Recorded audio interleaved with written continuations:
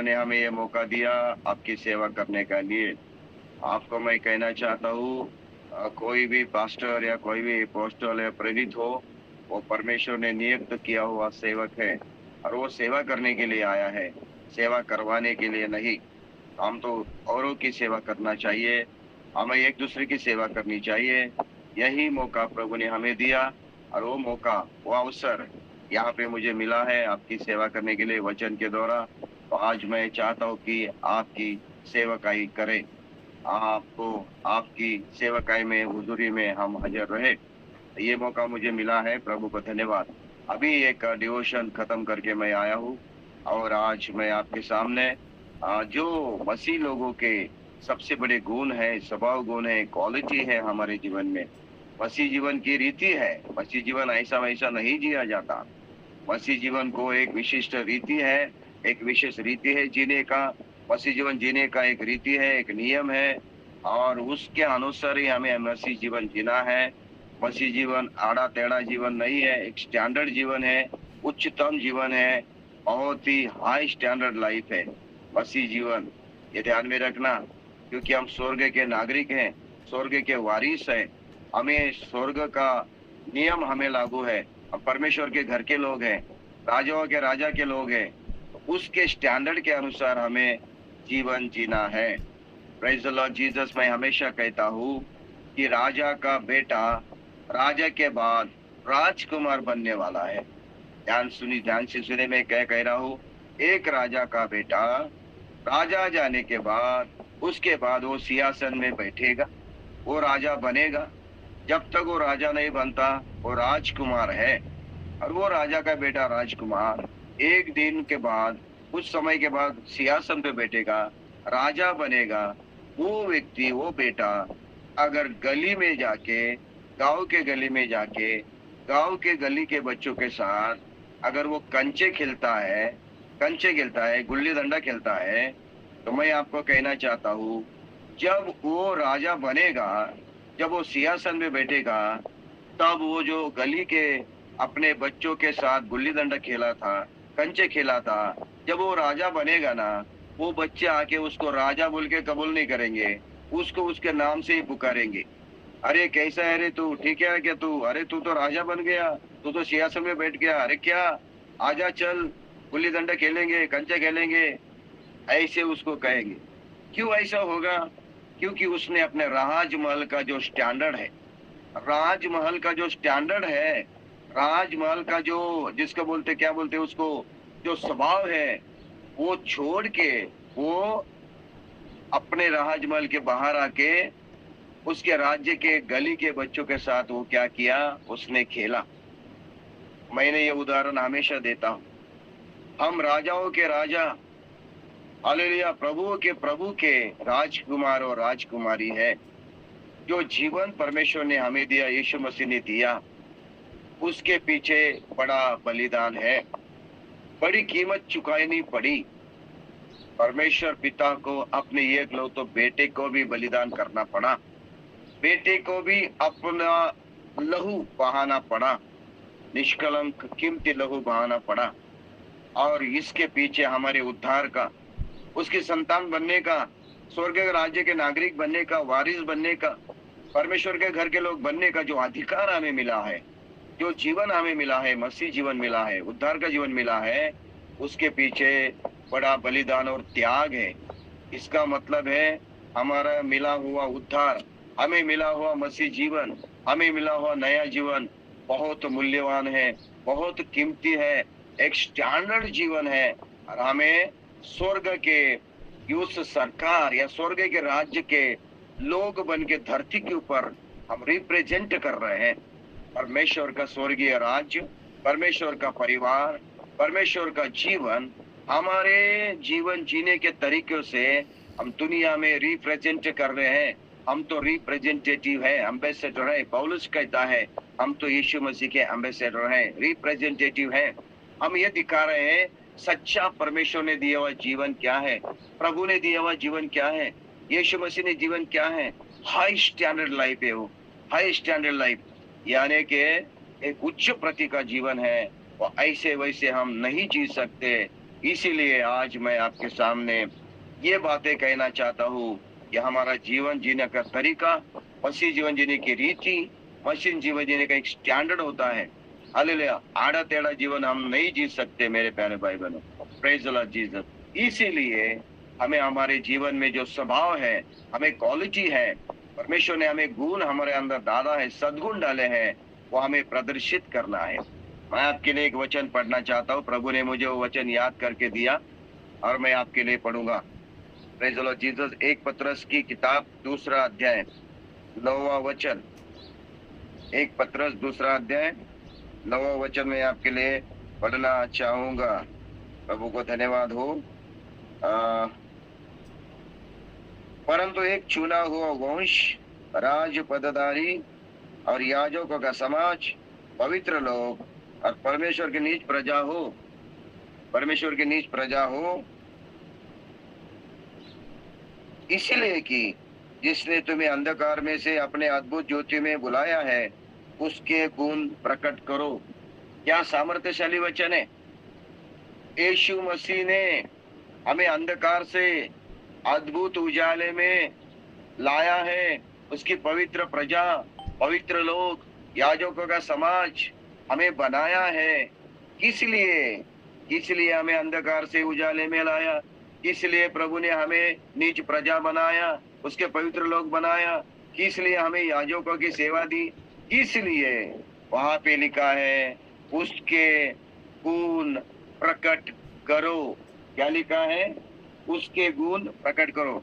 मेरे साथ बोल सकते हैं आप ये, उसके गुण, यीशु के गुण प्रकट करो। मेरे साथ बोलो, अपना माइक ओपन करके बोलो, नहीं तो आप जहाँ पे वहीं पे बोलो, मैं बोलता हूँ वैसा बोलो। माइक ओपन करने की जरूरत नहीं है, आप बोलो, यीशु के गुण प्रकट करो, यीशु के गुण प्रकट करो।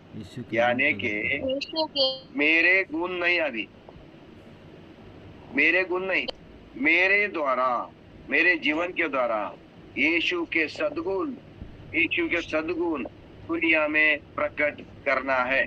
इसीलिए प्रभु ने मुझे और आपको चुन लिया है, बुलाया है, अंधकार से उजाले में लाया है, उसके नीच प्रजा बनाया है, पवित्र लोग बनाया है।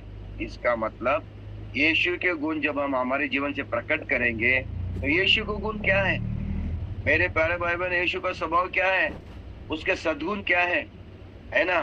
तो मनुष्य में दो बातें होती है, एक होता है दुर्गुण, एक होता है सद्गुण। दुर्गुण का मतलब होता है बुराई से भरा हुआ जीवन।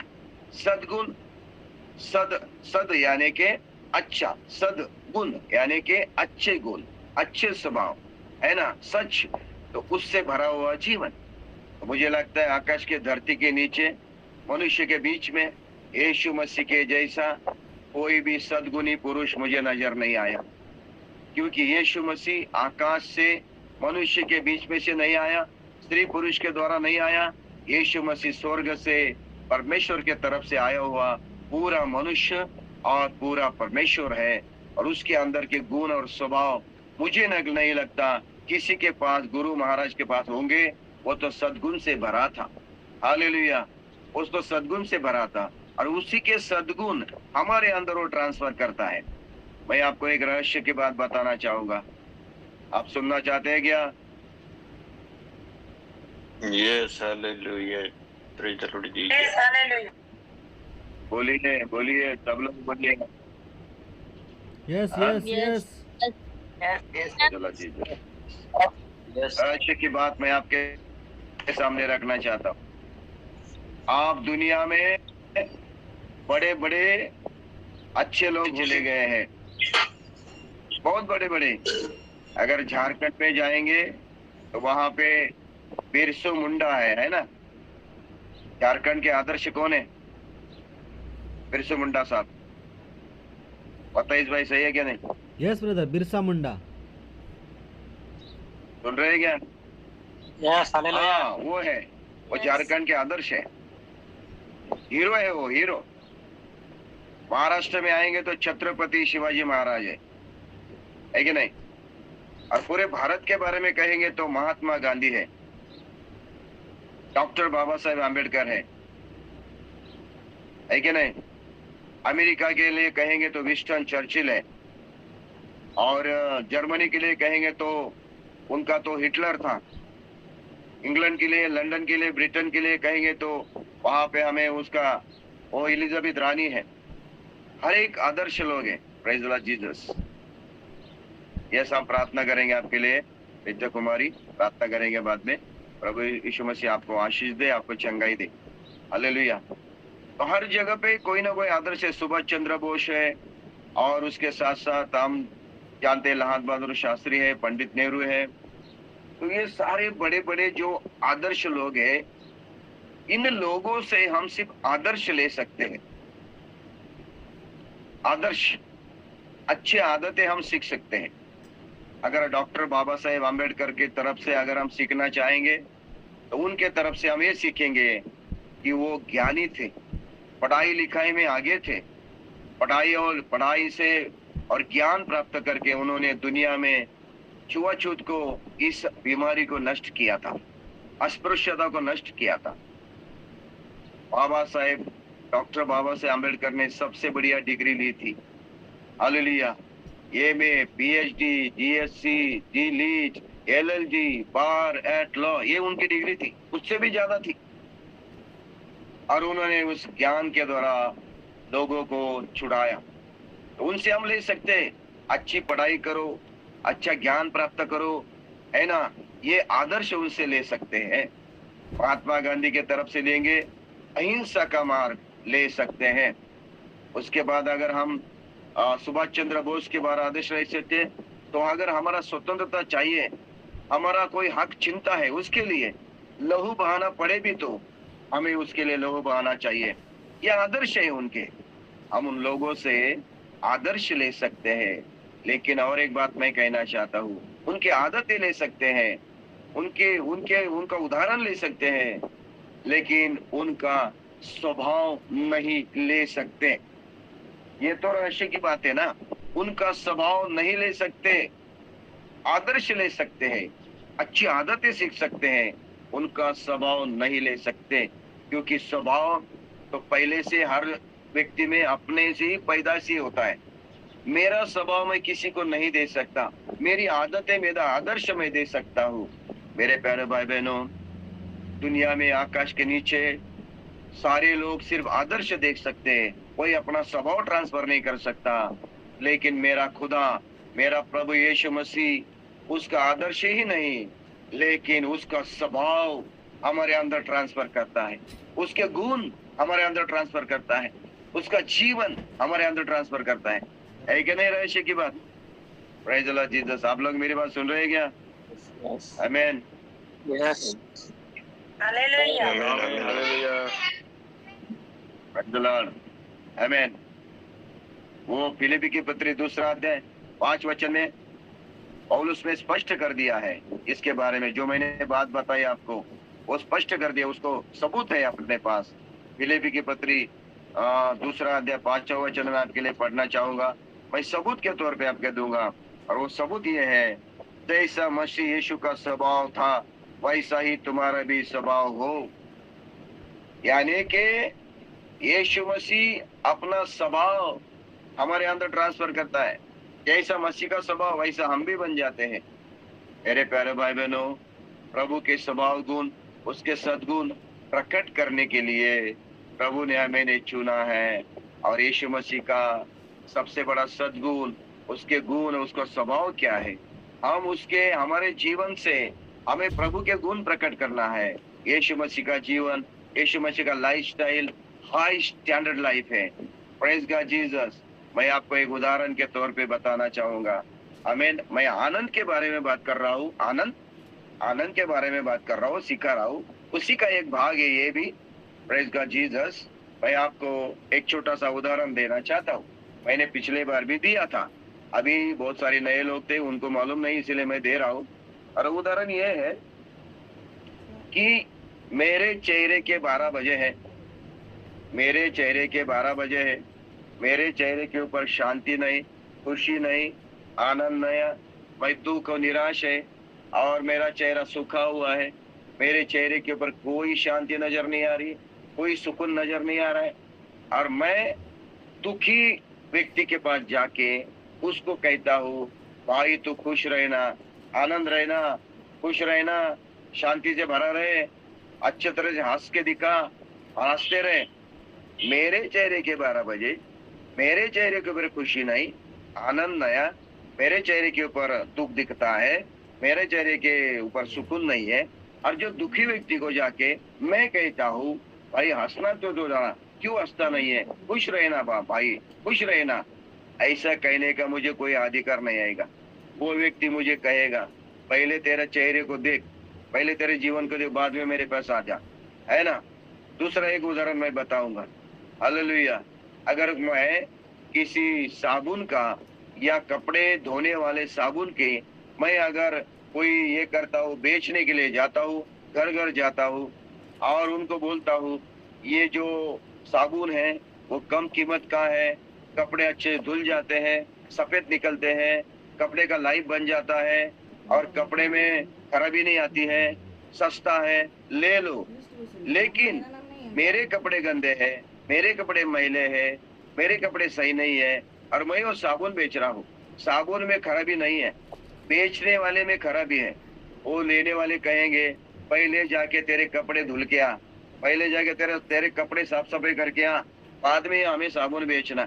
लेकिन उसी जगह पे डुप्लीकेट साबुन है, जो साबुन डुप्लीकेट है, लेकिन एक व्यक्ति टाई पहन के, अच्छे स्त्री के कपड़े पहन के, सूट बूट पहन के, अच्छा बालों को बना के किसी के घर में जाता है और वो डुप्लीकेट साबुन की और बेचने की कोशिश करता है और बोलता है ये साबुन ऐसा है, इस तरह का है, आप ले लो, सस्ता है।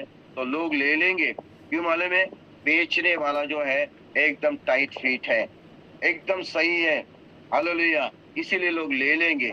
उसका जो हुलिया है वो एकदम स्टैंडर्ड दिख रहा है और उसका बोलने का तरीका भी अच्छा है, वो देख के लोग डुप्लीकेट साबुन लेंगे। ओरिजिनल साबुन बेचने वाले के कपड़े ठीक नहीं है, खराब है, लोग नहीं लेंगे। मेरे प्यारे भाई बहनों, आप लोग मेरी बात सुन रहे हैं क्या? Praise God Jesus.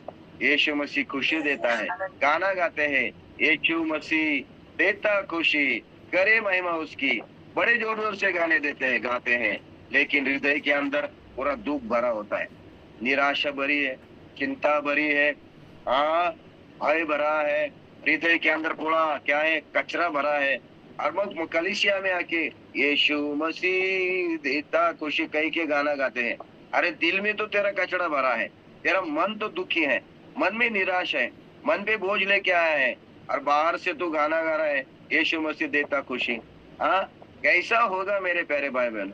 अगर लोगों को शांति देनी है, लोगों को आनंद देना है, लोगों को सच्चाई बतानी है, लोगों को अच्छा जीवन देना है, लोगों को अगर आनंद खुशी का रास्ता दिखाना है, तो हम खुद उसको पाना चाहिए। मैं खुद आनंदी होना चाहिए, मैं खुद शांति से भरा रहना चाहिए, मैं खुद खुश रहना चाहिए, मैं खुद संतुष्ट रहना चाहिए, मैं खुद वो अनुभव किया होना चाहिए। दूसरों को बताने से पहले मैंने कुछ पाना चाहिए। हालेलुया। उसी को बोलते हैं हमारा जीवन को प्रकट करना, यीशु मसीह को जीवन को प्रकट करना। मैं आपको दिखाता चाहता हूँ यीशु मसीह दुनिया में आया, प्रेज द लॉर्ड, दुख लेके नहीं आया, समस्या के लेके नहीं आया, परेशानी लेके नहीं आया, रुकावट लेके नहीं आया, हालेलुया, संकट लेके नहीं आया। वो तो संकट निवारने वाला था, समस्या को दूर करने वाला था, रुकावट को दूर करने वाला था, दुखों को दूर करने वाला था, है कि नहीं? वो सब आनंद और खुशी और भरपूर जीवन लेके आया था। हालेलुया। वो स्वभाव हमारे अंदर है, वो यीशु मसीह हमारे अंदर है। हम दुखी कैसे रहेंगे, निराश कैसे रहेंगे, चिंता से कैसे भरेंगे, परेशानी से कैसे भरेंगे, हमेशा टेंशन में कैसे रहेंगे? अगर यीशु मसीह मेरे अंदर है, मेरे विश्वास में है, मेरे प्रार्थना में है, मेरे जीवन में है, मेरे साथ है, मेरे करीब है, मैं उसको विश्वास करता हूँ, वो मेरा प्रभु है, मैं उसके साथ चल रहा हूँ, तो मुझे चिंता करने की कोई बात नहीं, मुझे निराश होने की कोई बात नहीं, मुझे दुखी होने की कोई बात नहीं, मुझे परेशान होने की कोई बात नहीं, मुझे अविश्वास करने की कोई बात नहीं, मुझे डरने की कोई बात नहीं, क्योंकि मेरा खुदा, मेरा यीशु मसीह जो जीवन देने वाला है, आनंद का स्रोत है, आनंद को बनाने वाला है, शांति देने वाला है, उद्धार देने वाला है, और समझ देने वाला है, रास्ता दिखाने वाला है, हमें बुरे से उठाने वाला है, हमें चलाने वाला है, मार्गदर्शन देने वाला है, हमें उजाला देने वाला है, हमें हमें उठाने वाला है, हमें सुरक्षा देने वाला है, हमें साथ रहने वाला है, हमें चंगाई देने वाला है, हमारी भरपूरी देने वाला है। ऐसा खुदा यीशु मसीह मेरे साथ है, मेरे अंदर है, मेरे विश्वास में, तो मुझे क्यों परेशान होना है? मुझे हमेशा आनंदी रहना है, हमेशा खुश रहना है, हमें शांति से भरना है, हमें सुरक्षित महसूस करना चाहिए। हालेलुया। सही है क्या नहीं? ये भी एक उदाहरण मैं आपके साथ रखना चाहता हूं। अगर कोई व्यक्ति रात के समय में घने जंगल से उसको यात्रा करनी है, जिसमें बहुत खराब, गंदे गंदे और भयानक प्राणी रहते हैं, शेर और चीता और बहुत कुछ है ना, और उस घने जंगल से उसको जाना है रात के समय में, तो वो अकेला जाने के लिए डर जाएगा? नहीं जाएगा अकेला कोई भी व्यक्ति। लेकिन मैं आपको कहना चाहता हूं, उसके साथ अगल बगल में बंदूक लेके दो अगर सुरक्षा गार्ड होंगे, इधर से और उधर से बंदूक भरी हुई बंदूक लेके दो सुरक्षा गार्ड उसके साथ होंगे, तो वो घने जंगल से आराम से चला जाएगा। उसको कोई डर नहीं होगा, उसको कोई प्रॉब्लम नहीं होगी। उसको मालूम है मेरी सुरक्षा के लिए मेरे अगल बगल में दो गार्ड खड़े हैं, इसीलिए वो घने जंगल से रात में भी कभी भी जा सकता है। क्यों? क्योंकि उसके पास गार्ड है। अगर कोई प्राणी आएगा, ये क्या करेगा? उसकी रक्षा करेंगे। इसका मतलब अकेला नहीं जा सकता ना, लेकिन गार्ड साथ में है तो उसको धीरज आएगा, साहस आएगा। उसी तरह से मेरे जीवन का रखवाला, गाते हैं रखवाला रखवाला यीशु है रखवाला। ये कवाली मैंने बहुत बार गाई है। जब सेवकाई में उतरा था तब हमारे पास एक टीम थी, भजन की टीम थी। मैं खुद हारमोनियम बजाता था। हम ये कवाली बहुत अच्छी तरह से हम गाते थे, अच्छी तरह से गाते थे। रखवाला रखवाला यीशु है रखवाला, है कि नहीं? मैं कहता हूँ यीशु मेरा रखवाला है, मैं कहता हूँ यीशु मेरा रखवाला है। लेकिन जब समय आता है, बुरा वक्त आता है, संकट आता है, तूफान आता है जीवन में, तब हम रखवाले के पास जाते नहीं है, खुद की रखवाली खुद करने की कोशिश करते हैं। रखवाले को रखवाली करने के लिए परमिशन नहीं देते, खुद की रखवाली खुद करने की कोशिश करते हैं, इधर उधर भागते हैं। यीशु मसीह रखवाला है तो डरने की क्या बात है? यीशु मसीह रखवाला है तो हमें कुछ डरने की नहीं बात है। मेरे प्यारे भाई बहनों, मैं आपके साथ आनंद की बात कर रहा हूँ, कैसे हमारे अंदर आनंद बना रहेगा। हालेलुया। अगर प्रभु यीशु मसीह मेरे साथ है, उसका गुण, उसका स्वभाव मेरे अंदर है, तो मैं आपको कहना चाहता हूँ मेरे प्यारे भाई बहनों, हालेलुया, यीशु मसीह दुख लेके नहीं आया, दुख को उठाने आया। निराशा लेके नहीं आया, निराशा को आशा में बदलने आया। रोना लेके नहीं आया, रोने को आनंद में बदलने आया। परमेश्वर का वचन कहता है कि तेरा रोना हंसी में बदल जाएगा, तेरा दुख आनंद में बदल जाएगा। आप लोग मेरे साथ है क्या? प्रभु को धन्यवाद हो, प्रभु की स्तुति हो मेरे प्यारे भाई बहनों। प्रेज गॉड, जो वो है हमारा खुदा। इसीलिए हमें प्रभु में क्या करना है? आनंद करना है। एक वचन मैं आपके लिए पढ़ूंगा और प्रभु को धन्यवाद दूंगा। रोमियो की पत्री 12 का 12, रोमियो की पत्री 12 का 12 पढ़ूंगा और आगे जाऊंगा। रोमियो की पत्री 12 का 12, उसमें लिखा है, आमीन। आशा में आनंदित रहो, क्लेश में स्थिर रहो, प्रार्थना में नित्य लगे रहो। अभी ये रोमियो की पत्री 12 का अध्याय 9 वचन से अगर हम आगे तक 21 वचन तक हम अगर पढ़ेंगे, 21 वचन तक, रोमियो की पत्री 12 अध्याय का 9 वचन से 21 वचन तक पढ़ेंगे, तो वो मसीह जीवन के हर दिन के जीवन जीने के लिए इंस्ट्रक्शन है, इंस्ट्रक्शन दिया है। यानी कि उसको क्या बोलते हैं? इंस्ट्रक्शन को मार्गदर्शन किया है, उनको सूचित किया गया है, उनको बताया गया है कि तुम्हारा हर दिन का जीवन कैसा होना चाहिए, हर दिन हम कैसे जीना चाहिए, उसके लिए उसने इंस्ट्रक्शन दिया है 9 से लेके 21 तक। कलीसिया के लोगों के लिए, चर्च के लोगों के लिए, मसीह लोगों के लिए। और वो वहां से शुरू करता है, प्रेम से शुरू करता है और बुराई में खत्म करता है। बुराई में, प्रेम से शुरू करता है, बुराई में वो अध्याय खत्म होता है। यानी कि वचन वहां पे लिखा है, बुराई से न हारो परंतु भलाई से बुराई को जीत लो, ये उसका है। और पहला 9 वचन क्या लिखता है? प्रेम निष्कपट हो। आमीन। बुराई से घृणा करो, भलाई में लगे रहो। ऐसा लिख लिख के 15 वचन में वो आ रहा है, आनंद करने वालों के साथ आनंद करो और रोने वाले के साथ रो, आपस में एक साथ मन रखो। और 12 वचन में वो कह रहा है, आशा में आनंदित रहो। मैं तो कहता हूं, आपको एक होमवर्क देना चाहूंगा। एक टीचर अपने बच्चों को होमवर्क देता है ताकि उन्होंने कितना सीखा, कितना समझा, कितना पढ़ा, जो पढ़ाया समझा कि नहीं, उनको समझ में आए कि नहीं। तो होमवर्क देते हैं, जो पढ़ा हुआ रहता है वो रिपीट करते हैं घर में जाके। और फिर वो टीचर देखता है, अरे इसने तो पढ़ा हुआ समझ गया, उसने सही तरह से लिखा है। होमवर्क बोलते हैं उसको, गृहपाठ बोलते हैं। ऐसा ही होमवर्क मैं आपको देना चाहूंगा। जो लेना चाहते हैं वो ले ले, जिनको समय है वो ले ले, जिनको नहीं चाहते नहीं ले लो, कोई प्रॉब्लम नहीं।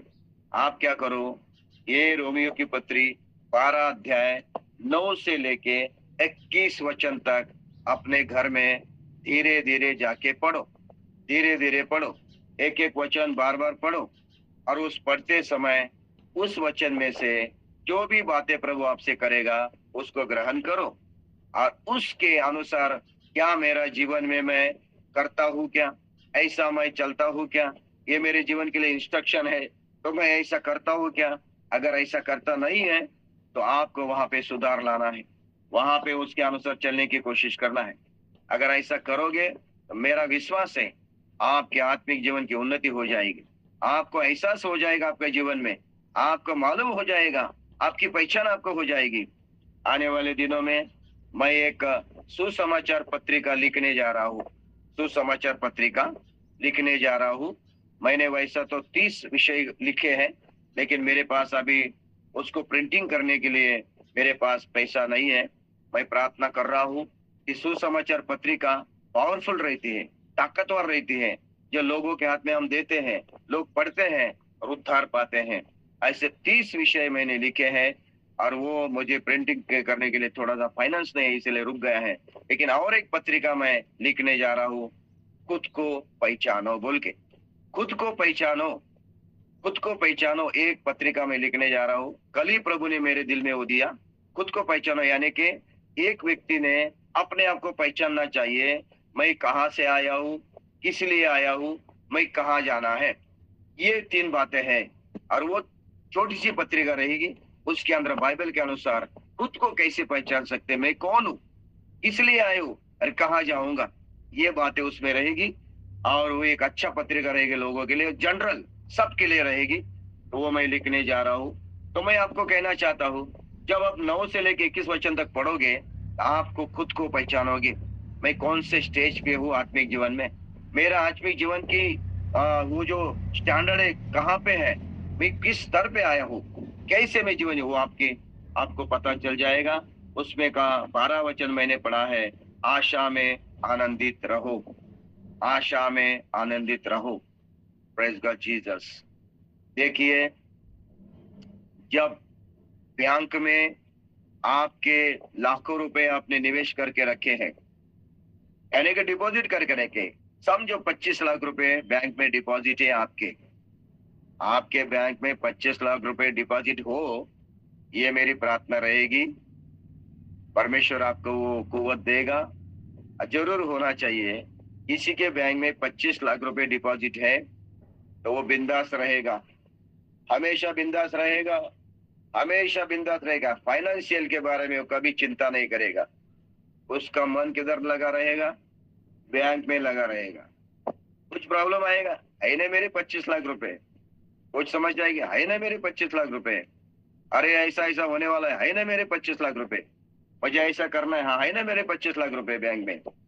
ऐसा वो हमेशा उस 25 लाख को लेके हमेशा क्या करेगा, फाइनेंस के बारे में बिंदास से जीना शुरू कर देगा। सही है नहीं?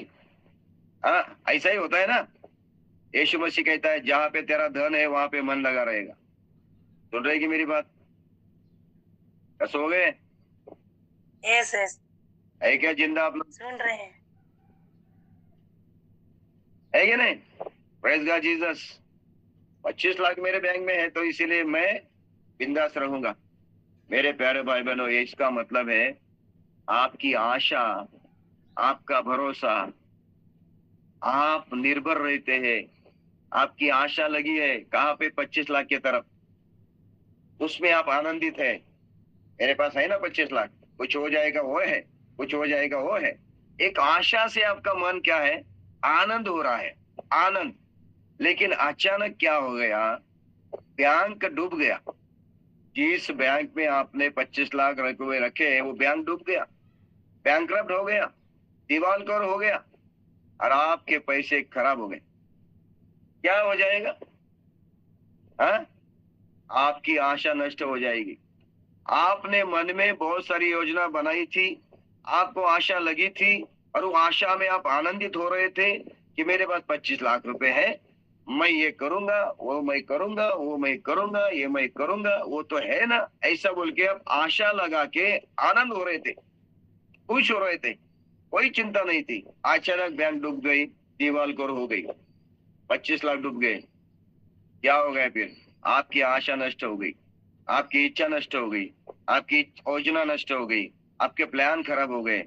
फिर आप क्या हो जाओगे? दुखी हो जाओगे। लेकिन ये तो हो गई दुनिया की बात। लेकिन हमारे लिए स्वर्ग में यीशु मसीह ने ऐसा निवेश किया है, ऐसी मिरास रखी है, ऐसा डिपॉजिट किया है जो कभी खत्म होने होने वाला, कोई उसको चुरा नहीं सकता, कोई उसको डुबा नहीं सकता। वहां पे दीवालखोरी नहीं होगी, वहां पे चोरी नहीं होगी, वहां पे हिलाने वाला कोई नहीं होगा, लेके जाने वाला नहीं होगा। ऐसे एक मिरास, ऐसे एक डिपॉजिट, ऐसा एक बहुत ऐसा बड़ा अनंत जीवन परमेश्वर यीशु मसीह के द्वारा हमारे लिए वहां पे रखा है। और उसकी मुझे आशा लगी है कि वो है ना मेरे पास, वो है ना मेरे पास। चाहे इस दुनिया में कष्ट आए, परेशानी, दुख आए, तो भी मेरे लिए मेरे यीशु मसीह ने उस स्वर्ग राज्य में एक अच्छा जीवन, एक भरपूर जीवन, कभी खत्म नहीं होने वाला सुख, कभी खत्म नहीं होने वाली शांति, कभी खत्म नहीं होने वाला आनंद मेरे लिए रखा है ना। इसीलिए मुझे वो आशा लगी है, उस आशा में मैं आनंदित होता हूँ। Praise the Lord Jesus. छोटा सा वचन है, आशा में आनंदित रहो। पढ़ने के लिए आसान है, पढ़ने के लिए आसान है, आशा में आनंदित रहो। पढ़ा, अच्छा लगा। उसके अंदर की गहराई कौन समझाएगा? उसके अंदर की गहराई समझ लेना, समझना ये जरूरी होता है। एक ही वचन है, आशा में आनंदित हो। ये वचन को मैंने आपको समझाने के लिए इतने बड़ा लंबा प्रवचन आपको दिया। हालेलुया। वहां पे निवेश किया हुआ मेरे लिए यीशु मसीह ने। Praise God Jesus. हर मसीह के लिए, हर विश्वासी भाई के लिए, नया जन्म पाए हुए, उद्धार पाए हुए लोगों के लिए, परमेश्वर के संतान के लिए परमेश्वर पिता ने अपने पुत्रों के द्वारा और यीशु मसीह के द्वारा स्वर्ग में हमारे लिए ऐसा एक डिपॉजिट करके रखा है जिसके तरफ हमारा मन लगाना चाहिए। आशा से हमारा मन आनंदित हो रहा है। Praise God Jesus. यही पौलुस हमें आपको और कह रहा है। इसका मतलब आनंद करने का, आनंदी रहने का सबसे बड़ा मार्ग यह है।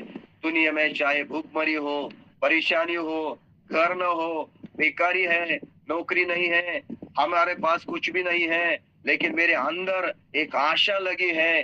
दुनिया की चीजों के लिए नहीं, दुनिया के सुख के लिए नहीं, मेरे आत्मा में मुझे एक आशा लगी है। मेरे लिए एक न एक दिन स्वर्ग में क्या है? वो विरास, वो धन, वो स्वर्गीय धन मेरे लिए बना के रखा है। वो मुझे एक दिन पाना है। उस आशा में मैं हमेशा आनंदित रहता हूँ।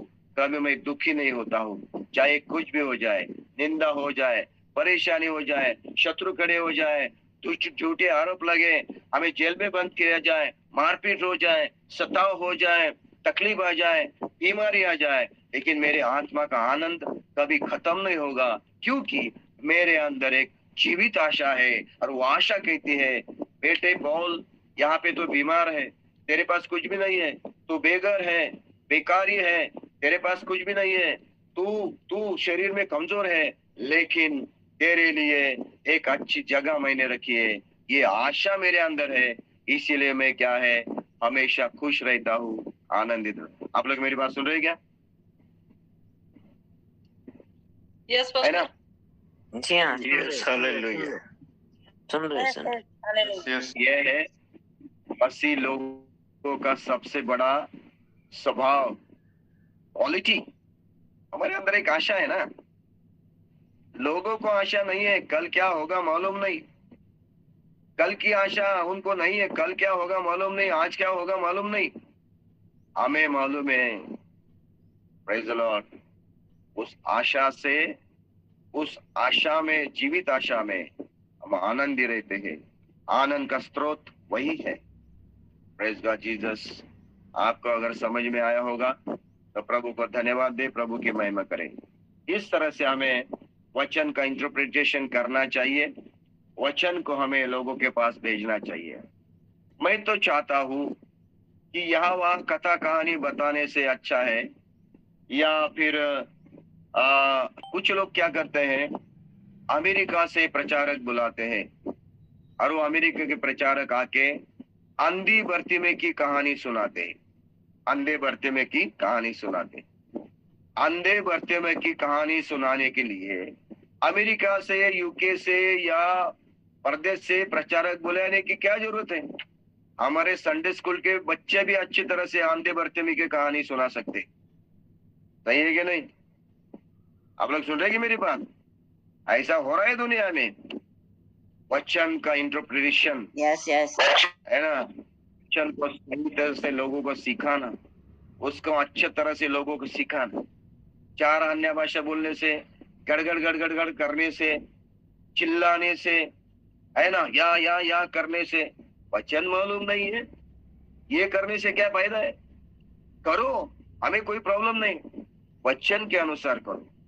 मैं तो कहता हूँ वचन टू वचन लोगों को सिखाना चाहिए, वचन में लोगों को बढ़ाना चाहिए, वचन में लोगों को स्थिर करना चाहिए, वचन में लोगों को पक्का करना चाहिए, वचन लोगों के हृदय में डालना चाहिए। वो कभी हिलेंगे नहीं, हटेंगे नहीं, वो वचन में पक्के रहेंगे। चार अन्य भाषा बोलने वाला कभी भी विश्वास छोड़ सकता है, कभी भी कलीसिया छोड़ सकता है, कभी भी प्रार्थना छोड़ सकता है, कभी भी बाइबल पढ़ना छोड़ सकता है, क्योंकि ये सिर्फ अन्य भाषा बोलता है, वचन उसको मालूम नहीं है। सही है गलत है? प्रभु की स्तुति हो, महिमा हो। आमीन। सही चीज। सुन रहे हैं क्या? वचन में जी हाँ। स्थिर हो जाओ। इसलिए पवित्र शास्त्र बाइबल का वचन वैसा कि वैसा लोगों को सिखाओ। मैं तो कहता हूँ यहाँ वहाँ का अध्याय लेके, यहाँ वहाँ का वो अध्याय लेके कुछ भी प्रचार मत करो। क्या करो? वचन ले लो। हालेलुया। वचन टू वचन लोगों को सिखाओ, समझाओ। और सिखाने वाला पहले सीखना चाहिए, है ना? सिखाने वाले ने पहले सीखना चाहिए अपने आप को, बाद में लोगों को सिखाना चाहिए। आमीन। ये वही अलग बात। हमारा विषय है आनंद की बात चल रही है। प्रभु का धन्यवाद हो, प्रभु की स्तुति हो। आज कलीसिया में लोग अज्ञानी क्यों है? एक जगह पे एक बहुत बड़ी कलीसिया थी, वहां पे मुझे प्रचार के लिए बुलाया था, तो मैंने ऐसे ही सवाल पूछा। हालेलुया। आदम, काइन और हाबिल के बारे में मैं बोल रहा था, काइन और हाबिल के बारे में बोल रहा था। तो मैंने उनको बोला, किसको काइन अच्छा लगता है और हाबिल अच्छा लगता है? हाथ उठाए। बहुत सारे लोगों ने काइन के लिए हाथ उठाए। उनको ये मालूम ही नहीं काइन कौन है और हाबिल कौन है। हाँ, मैंने ऐसा ही पूछा, काइन किसको अच्छा लगेगा और हाबिल किसको अच्छा लगेगा? तो काइन के लिए बहुत सारे लोगों ने हाथ उठाए। ऐसे हालत में तो काइन के लिए हाथ उठाना ही नहीं चाहिए था, है कि नहीं? लेकिन लोगों ने उठाए। मैंने जानबूझ के पूछा था। मुझे पता चला इन लोगों का वचन का कोई ज्ञान नहीं है। ये सिर्फ बपतिस्मा लेके पानी में डुबा के लाए हैं। देखिए, बपतिस्मा लेना, पानी में डूबना कोई कठिन बात नहीं है। उसके बाद का जो जीवन है वो जीवन जीना बहुत कठिन है। उसके बाद का जीवन में उसको अच्छी तरह से वचन में सिखाना बढ़ाना चाहिए, तभी वो स्थिर रहेगा। आपको मालूम है बाइबल में 4 सुसमाचार है। 4 सुसमाचार कलीसिया के लिए नहीं है, 4 सुसमाचार अन्य जातियों के लिए है, नए लोगों के लिए है, प्रेज गॉड, उद्धार में लाने के लिए है, विश्वास में लाने के लिए है। 4 सुसमाचार का हमें उपयोग करना है। और जब वो उद्धार में आता है, बपतिस्मा लेता है, तो उसको कलीसिया का जीवन, सेवकाई में उतरना, गवाही देना, प्रभु के साथ चलने के लिए उसको प्रेरितों का काम सिखाया जाता है। उसके बाद जब वो सेवकाई में उतरता है, कलीसिया में उतरता है, जब अपना आत्मिक जीवन अच्छी तरह से शुरू करता है, उसको इंस्ट्रक्शन देने के लिए बाकी जो 21 खत है, जो रोमियो से लेके इब्रानी तक, यहूदा तक जो खत है, वो सिखाया जाता है। यह है होता है कलीसिया का प्रचार करने का तरीका। हालेलुया। अगर आप रेवलेशन में जाएंगे, प्रकाशित वाक्य में जाएंगे, और प्रकाशित वाक्य में से अगर आप किसी नए विश्वासी को जो अन्य जाति में से आया है, जिसने अभी बपतिस्मा भी नहीं लिया है, जिसको यरूशलेम क्या मालूम नहीं है, जिसको इस्राएल क्या मालूम नहीं, उसको अगर प्रकाशित वाक्य में से प्रचार करेंगे तो उसके दिमाग के ऊपर से जाएगा, कान के ऊपर से जाएगा, उसको कोई समझ में नहीं आएगा। उसको देना क्या है? सुसमाचार देना चाहिए। सही है गलत है मुझे बताइए। आमीन। सही है, सही सही है, सही है। यस, पौलुस कहता है नया जन्म बच्चा पैदा होता है, डायरेक्ट उसको मटन नहीं देते खिलाने के लिए, है कि नहीं?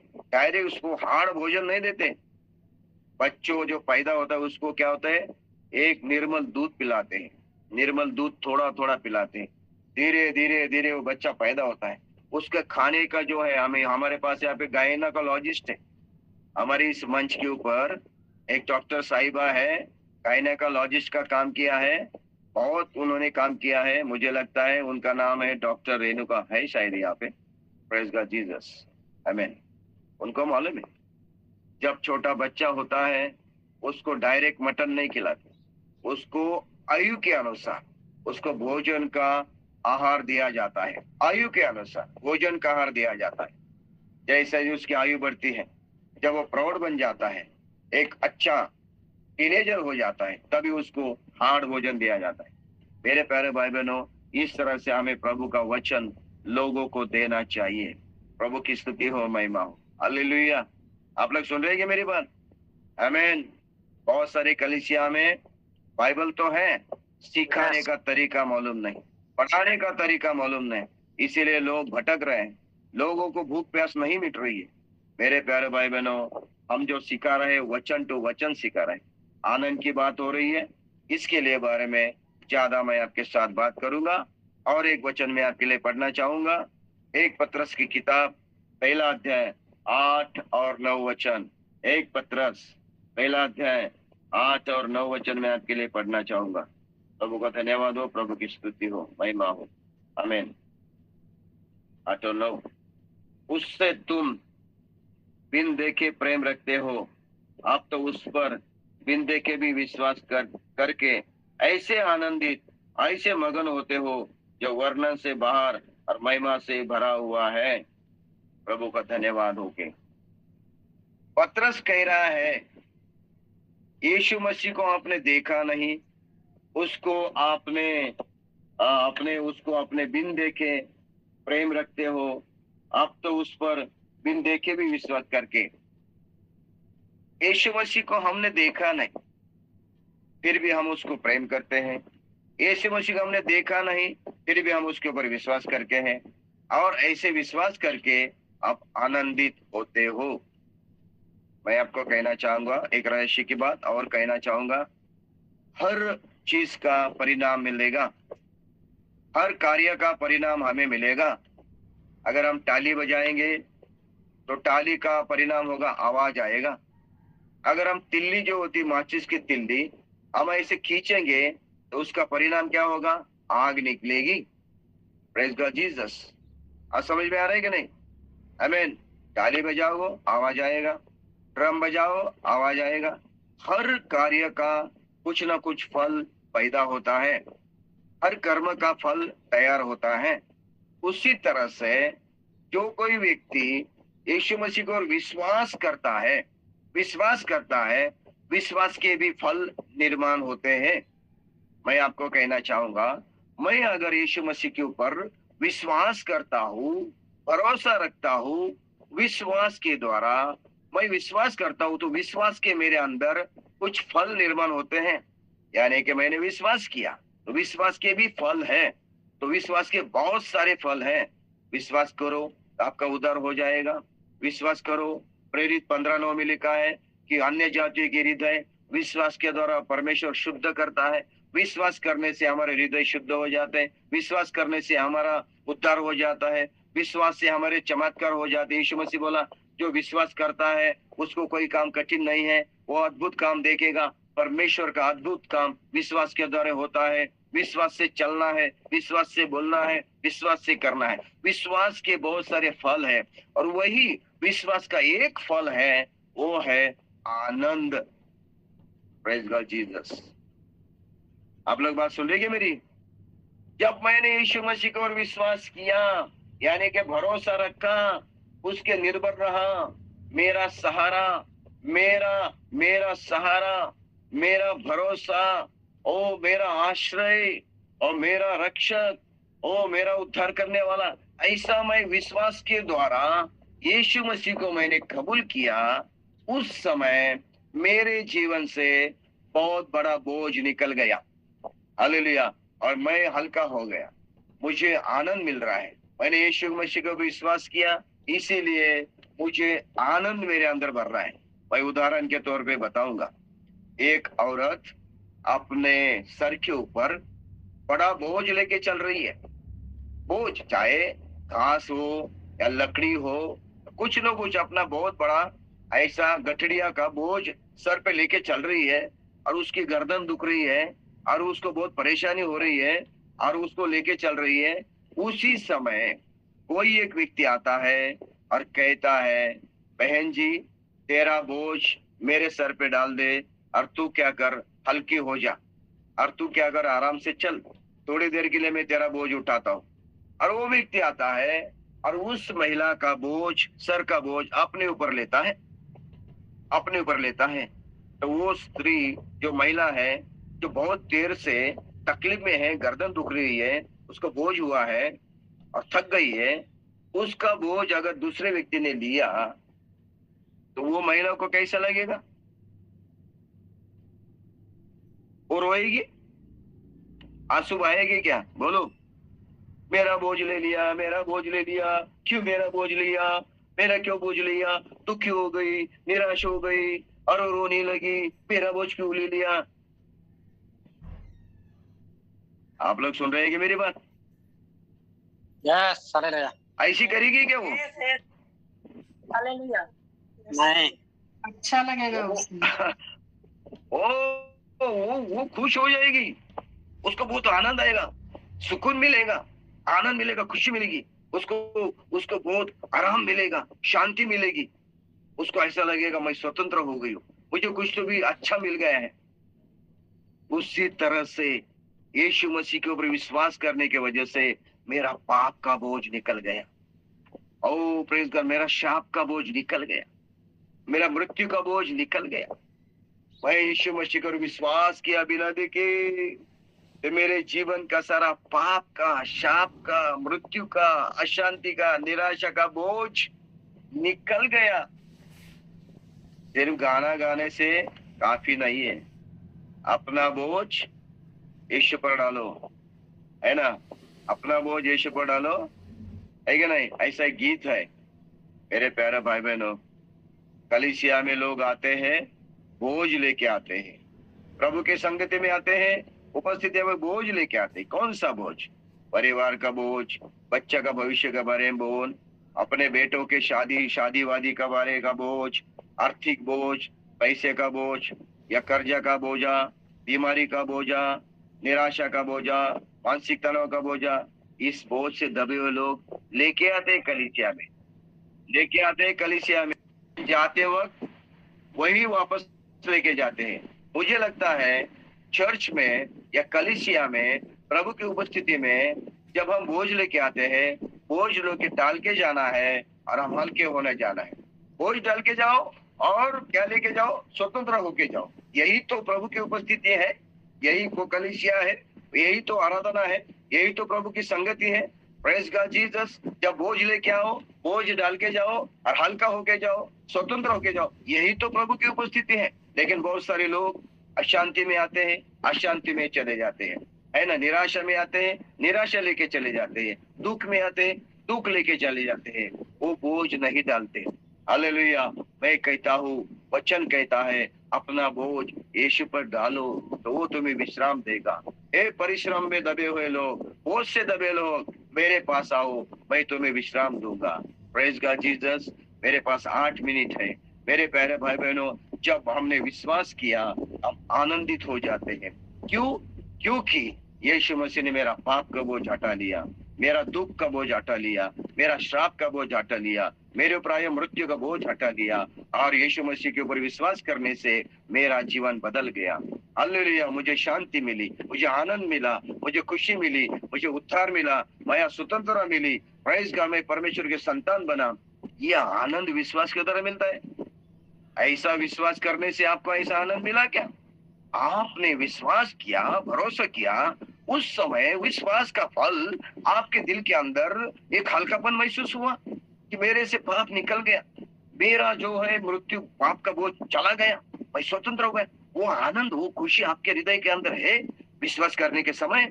अगर नहीं है तो आपका विश्वास झूठा है।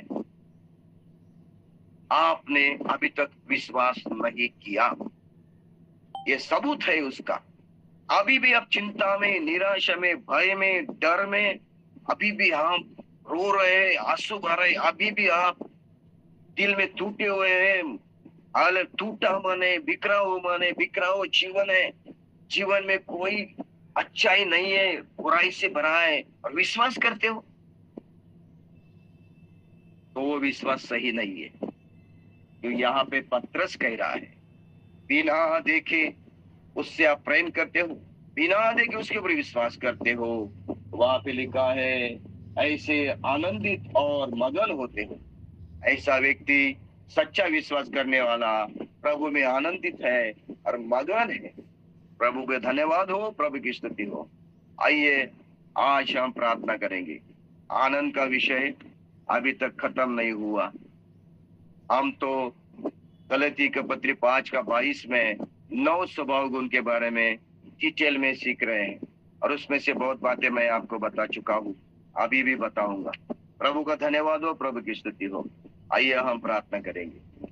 आप अपने जीवन को परखो, जांचो, समझो। यीशु मसीह मेरे जीवन में आया, मैंने उसके ऊपर विश्वास किया, उसको मैंने विश्वास के द्वारा हृदय में लिया, वो मेरा प्रभु बन गया, उद्धारकर्ता बन गया। क्या मैं आशा में आनंदित होता हूँ? विश्वास करने के बाद मैं आनंदित होता हूँ? और प्रेस का क्या मेरे दिल में आनंद है, खुशी है और आशा भरी है? मेरे हृदय में यीशु मसीह को विश्वास करने के द्वारा भय मुक्त है, स्वतंत्र हुआ हूँ, मेरा पाप का बोझ निकल गया, मेरा मृत्यु का बोझ निकल गया, मेरा श्राप का बोझ निकल गया। आज मैं आशा में आनंदित होता हूँ क्या? अगर ऐसा नहीं है तो हमें वापस अपने जीवन की शुरुआत करनी चाहिए, हमें आप लोगों को सुधारना चाहिए, हमें आपको समझना चाहिए। आइए हम प्रार्थना करेंगे, प्रभु का धन्यवाद देंगे। आनंद धन में नहीं, पैसों में नहीं, दुनिया की चीजों में नहीं, आनंद और खुशी यहाँ नहीं मिलेगी, दुकान में नहीं मिलेगी, बाजार में नहीं मिलेगी, पिक्चर थिएटर में नहीं मिलेगी, गार्डन में नहीं मिलेगी, समुद्र के किनारे नहीं मिलेगी। मैं आपको कहता हूँ सच्चा आनंद, भजन संहिता 16:11 कहता है, सच्चा परिपूर्ण आनंद प्रभु की उपस्थिति में मिलती है। आइए प्रभु की उपस्थिति में आने के लिए समर्पण कीजिए। विश्वास को अपने जांचो और परखो। यीशु मसीह मेरा खुदा है, प्रभु है, मेरे साथ है, ओ मुझे चलाने वाला है, मुझे किसी बात के डर नहीं, मुझे किसी बात की घटी नहीं, ओ मेरा प्रभु है। ऐसा विश्वास करने वाले लोगों के लिए आज परमेश्वर आनंद की भरपूरी देने जा रहा है। आशा से आनंदित हो, दुनिया में कष्ट हो, दुख हो, परेशान हो, लेकिन एक दिन हमारे लिए यही हमारा दुख और कष्ट आनंद में बदलने वाला है। ये आशा मुझे लगी है, इसलिए मैं हमेशा आनंदित रहता हूँ। ऐसा अनुभव अगर आपके जीवन में है तो प्रभु को धन्यवाद हो। अगर ऐसा अनुभव आपके जीवन में नहीं है तो हमें प्रभु से प्रार्थना करनी चाहिए, समर्पण करना चाहिए। आज प्रभु आपको हृदय को आनंद से भर देगा, खुशी से भर देगा, सामर्थ्य से भर देगा। ओ जीसस, निराशा आशा में बदल देगी, दुख आनंद में बदलेगा, हालेलुया, डर साहस में बदलेगा। आज इस सुबह के दिन में प्रभु की आत्मा यहाँ पे आपसे बात कर चुके हैं। मैं अनुभव कर रहा हूँ प्रभु का सामर्थ्य, प्रभु की शक्ति, शक्ति, अद्भुत उपस्थिति यीशु मसीह के नाम से मैं अनुभव कर रहा हूँ। आज यहाँ पे बहुत सारे लोगों का प्रभु छू रहा है, बहुत सारे परिवार को छू रहा है यीशु मसीह के नाम से। निराश मन, टूटा हुआ मन, दुखी मन, तनाव से भरा मन यीशु के नाम से निकल जा रहा है। आनंद आपके दिल में उतर रहा है, खुशी आपके दिल में उतर रही है। ओ जीसस, आशा से मन भर गया है, शांति से मन भर रहा है यीशु मसीह के नाम से। हर दुख, हर परेशानी, हर डर, हर निराशा, ओ प्रेज गॉड, यीशु मसीह के नाम से लोगों के जीवन से हमेशा के लिए निकल जाए। प्रभु यीशु मसीह के नाम से हर बीमारी चिंगी हो जाए यीशु मसीह के नाम से। हर परिवार की समस्या में जकड़े हुए लोगों के बंधन टूट जाए यीशु मसीह के नाम से। अपने बच्चों के, अपने संतानों के बारे में चिंता कर रहे उस माँ और भाई और वो पिताजी के आंसू को यीशु के नाम से पोंछा जाए यीशु मसीह के नाम से। ओ संतानों का भविष्य धन्य हो जाए, बंद मार्ग खुल जाए, हालेलुया, यीशु मसीह के नाम से। आप सुबह के दिन में प्रेज गॉड, हर बंधन टूट जाए। धन्यवाद प्रभु यीशु मसीह, hallelujah. Thank you father, thank you Jesus, तो हमसे बात की। ओ आशीष दिया, धन्यवाद प्रभु, यीशु मसीह के नाम से मांगते हैं। आमीन, आमीन, आमीन।